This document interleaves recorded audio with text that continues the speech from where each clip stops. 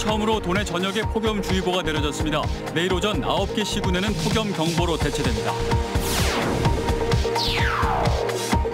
마른 장마가 이어지면서 계곡물이 말라붙었습니다. 지난달 말부터 내린 비의 양은 평년의 30% 수준에 그치고 있습니다. 반려동물은 지난 2014년부터 자치단체에 의무적으로 신고를 해야 합니다. 하지만 등록률이 절반에도 못 미치면서 제도 개선의 목소리가 높습니다. 충북에서 첫 전문 역학조사관이 배출됐습니다. 감염병 확산을 저지하는 선봉에 서게 됩니다. 여러분 안녕하십니까. CJB 8시 뉴스 시작합니다. 올해 첫 폭염주의보가 충북 전역에 내려졌습니다. 보은과 옥천을 제외한 9개 시군은 내일 오전 10시를 기해 폭염경보로 대체될 예정입니다. 기록적인 폭염이 나타났던 지난해 충북에서는 200명이 넘는 온열 질환 환자가 발생했는데 올해도 무더위가 본격화한 만큼 각별한 주의가 필요합니다. 조상욱 기자입니다. 뜨거운 열기에 아스팔트에서 아지랑이가 피어오릅니다. 오늘 도내 11개 시군 전역에 올해 첫 폭염주의보가 발효됐습니다. 냉방기기를 파는 가전 매장은 대목을 맞았습니다. 일반 선풍기보다는 서클렛 쪽으로 많이 구매를 하시고 그리고 제품 자체가 다양하다 보니까 고객님들의 선호도도 이쪽으로 많이 옮겨가고 있어요. 오늘 청주와 단양은 낮 기온이 35.5도까지 올라 올 들어 최고 기온을 기록했습니다. 충주도 34.9도까지 오르는 등 영동을 제외한 도내 10개 시군의 올해 최고 기온이 경신됐습니다. 시에서 운영하는 무더위 쉼터는 어르신들에게 인기 만점입니다. 치매를 막아준다는 율동을 따라하며 더위도 잊고 친목도 다졌습니다. 전기 걱정 안 하고 에어컨 팡팡 틀어서 시원하고 또 친구들 많이 모여서 좋고. 본격적인 무더위가 찾아오면 더위병 예방에 각별한 주의가 필요합니다. 폭염이 기승을 부렸던 지난해 충북에서는 209명의 더위병 환자가 발생했고 이 중 2명은 목숨까지 잃었습니다. 일사병일 경우에는 수분 흡수를 충분히 해준다든지 열을 식혀준다든지 그러면은 치료가 되겠지만 열사병으로 가게 되면은 중추신경에까지 이상이 와서 어지럼증이라든지. 전문가들은 더위가 심한 날엔 충분한 수분 섭취와 실외 활동 자제 등 기본적인 건강 수칙을 지키는 게 중요하다고 강조했습니다. CJB 뉴스 조상우입니다. 네, 이런 폭염 속에 마른 장마가 지속되면서 계곡물도 말라버렸습니다. 가족과 함께 여름 휴가에 나선 피서객들은 비 없는 하늘이 야속하기만 합니다. 장원석 기자입니다. 시원한 물줄기가 굽이쳐 흐르던 계곡이 바짝 말라버렸습니다. 계곡 바닥의 바위 사이로는 허리 높이까지 수풀이 자라올랐습니다. 수십 미터 폭을 자랑하던 계곡이 사라진 겁니다. 마른 장마가 끝없이 계속되면서 계곡 바닥은 바위와 모래더미를 드러냈습니다. 계곡 하류 몇 군데 물 웅덩이만 남은 상황입니다. 차디찬 계곡수를 만끽했던 피서객들은 올 여름 휴가가 아쉽기만 합니다. 작년에는 왔을 때 물이 꽤 있었어요. 장마라고 생각하고 왔더니 물이 많을 줄 알고 왔더니 물도 없고 약간 아쉽네요. 장마철인 지난달 말부터 충북 지역에 내린 비는 모두 32.6mm로 평년의 30% 수준입니다. 여름 태풍이나 폭우보다 가뭄을 걱정해야 할 처지입니다. 사람들이 물을 주냐고 난리가 났어. 밭이 바짝 말라가지고 아주 문제가 심각하겠더라고요, 보니까. 청주 기상지청은 장마철 막바지인 이달 중순까지 이틀 정도 비가 내릴 것으로 예상했습니다. CJB 뉴스 장원석입니다. 최근 여성을 상대로 한 성범죄가 잇따르면서 불안감이 커지고 있는데요. 공중 화장실에 비명 소리만 듣고도 경찰이 출동하는 비상벨이 설치돼 범죄 예방에 기대를 모으고 있습니다. 진기훈 기자입니다. 한 여성이 공원에 있는 공중 화장실로 향합니다. 지켜보던 수상한 남성이 여성을 노리고 뒤따라 들어갑니다. 범죄의 순간 여성이 비명을 지르자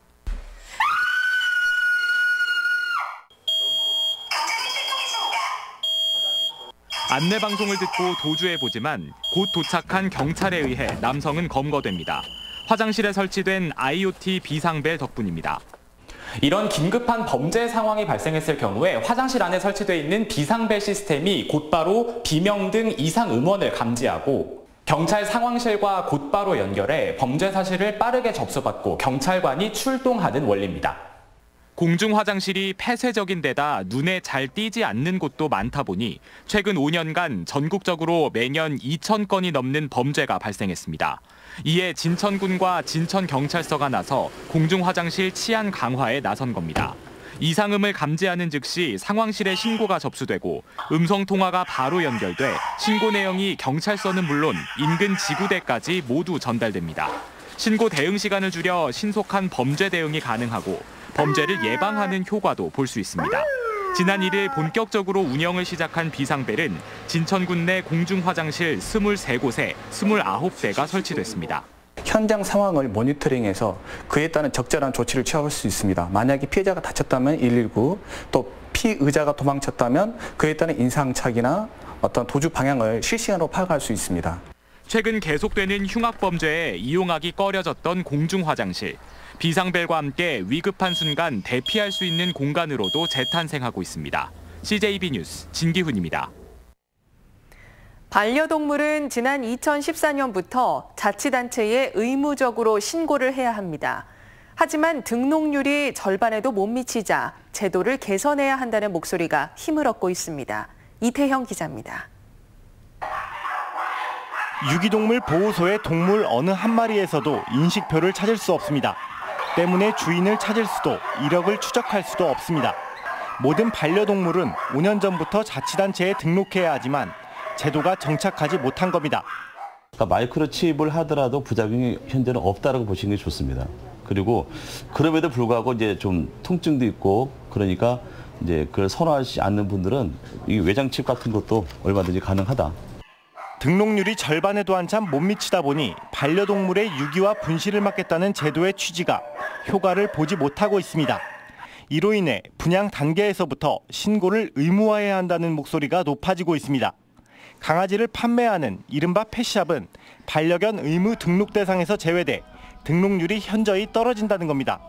동물 보호단체들은 반려동물 등록을 의무화해야 분양 생산업체들의 불법 생산이나 학대를 막을 수 있다고 주장합니다.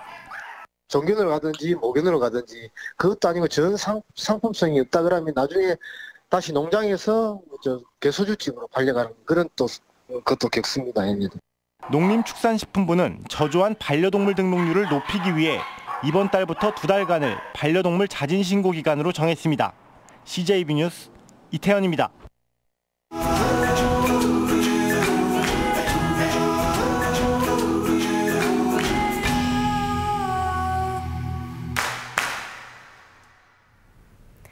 저희 CJB는 충청북도가 추진하고 있는 미래 해양과학관에 대해 연속 보도하고 있습니다.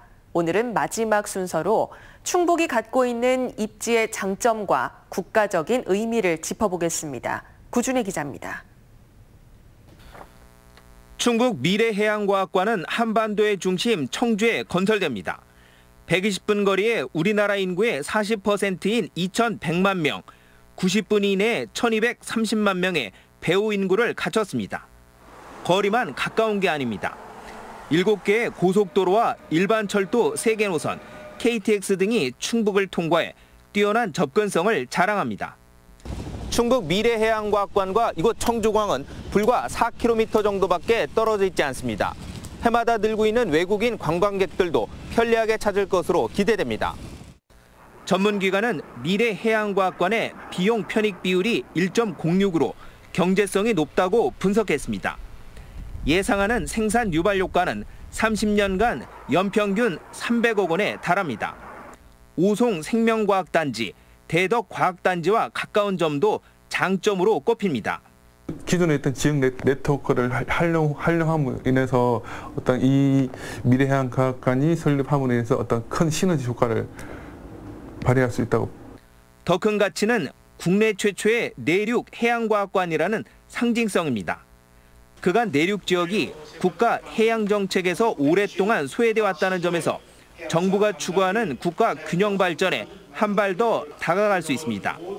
또 해양 강국으로 나아가는 디딤돌이 될 것으로 기대하고 있습니다.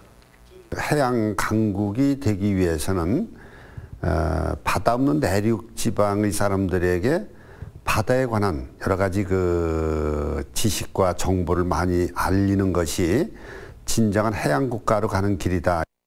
정부는 심사를 거쳐 오는 가을 충북 미래해양과학관의 사업 추진 여부를 결정할 예정입니다.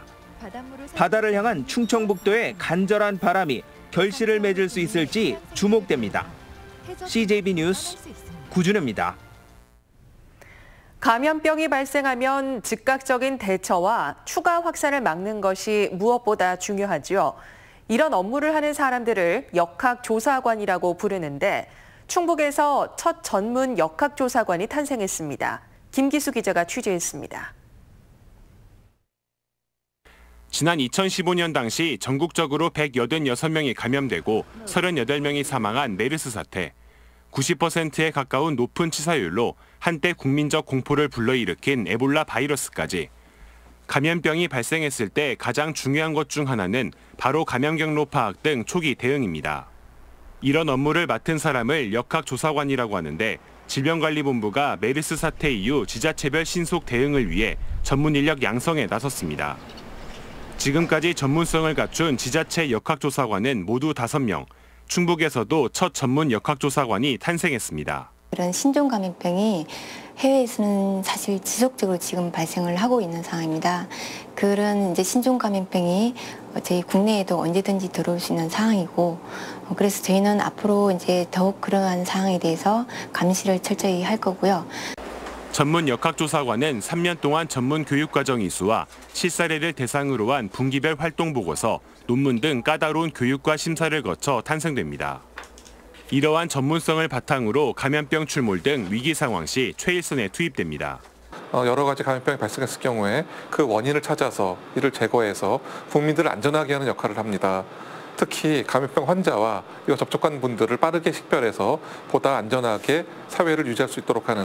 이상기후로 신종 감염병 출몰과 확산의 위협이 끊이질 않는 상황에서 전문 역학조사관의 역할에 관심이 모아지고 있습니다. CJB 뉴스 김기수입니다. 충북학교 비정규직 연대회의는 충북교육청 앞에서 총파업 결의대회를 열고 공정임금제 도입과 처우 개선 등을 요구했습니다.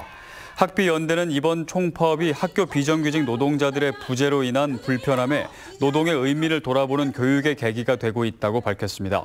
이번 총파업에는 770여 명이 참가했고 도내 92개 학교가 급식 차질을 빚고 있습니다. 2019 충북 공예품 대전이 청주예술의 전당에서 개막했습니다. 올해 충북 공예품 대전에는 대상작인 최다은 씨의 나전칠기 수저 세트 등 45개 수상 작품과 역대 수상작 등 100여 점을 전시하고 있습니다. 충청북도는 수상한 개인과 업체를 우수 공예인과 우수 공예업체로 지정할 계획입니다. 이시종 지사가 일본 정부의 수출 규제 확대 움직임을 예의주시하고 미리 대응하라고 주문했습니다. 이 지사는 현안 회의에서 수출 규제가 예상되는 품목과 일본산 소재를 많이 사용하는 기업을 파악하고 의견을 적극 수렴해 대응책을 마련하라고 지시했습니다. 현재 충북에서는 270개 반도체 관련 기업 가운데 5곳이 일본 수출 규제에 영향을 받는 것으로 나타났습니다. 바른미래당 청주시 청원구 지역위원장인 김수민 국회의원이 국회 예산결산특별위원회에 선임됐습니다. 김 의원은 청주 지역 유일의 20대 국회 마지막 예결위원으로 활약하게 됐습니다. 김수민 의원은 소중한 국민 세금이 허투루 쓰이지 않도록 책임을 다하겠다고 밝혔습니다. 오늘 오후 4시 10분쯤 청주시 오송읍의 한 교차로에서 36살 김모 씨가 몰던 시내버스와 1톤 화물차가 추돌했습니다. 이 사고로 김 씨와 승객 등 14명이 다쳐 병원에서 치료를 받고 있습니다. 경찰은 전멸신호 교차로에서 서로를 미처 발견하지 못해 사고가 난 것으로 보고 있습니다. 오늘 오전 11시 반쯤 괴산군 중부내륙고속도로 상행선 조곡터널 인근을 주행 중이던 7.5톤 화물차에서 화재가 발생했습니다. 이 불로 차량이 전소해 3,800여만 원의 피해가 발생했지만 운전자는 대피해 인명피해는 발생하지 않았습니다. 소방당국은 차량 냉각수 부족으로 인한 엔진 과열로 불이 난 것으로 보고 화재 원인을 조사하고 있습니다. 청주지방법원은 미국에서 성매매 업소를 운영하다 적발돼 한국으로 추방당한 30대에게 징역 1년에 집행유예 2년을 선고했습니다. 피고인은 지난 2015년 7월부터 10달간 미국 뉴욕에서 한국 여성을 고용해 성매매 업소를 운영하다 적발돼 강제 추방당했습니다. 검찰은 이 같은 범죄 사실을 미국 수사당국으로부터 넘겨받아 재판에 넘겼습니다. 이상으로 CJB 8시 뉴스를 모두 마칩니다. 함께해 주신 여러분 고맙습니다.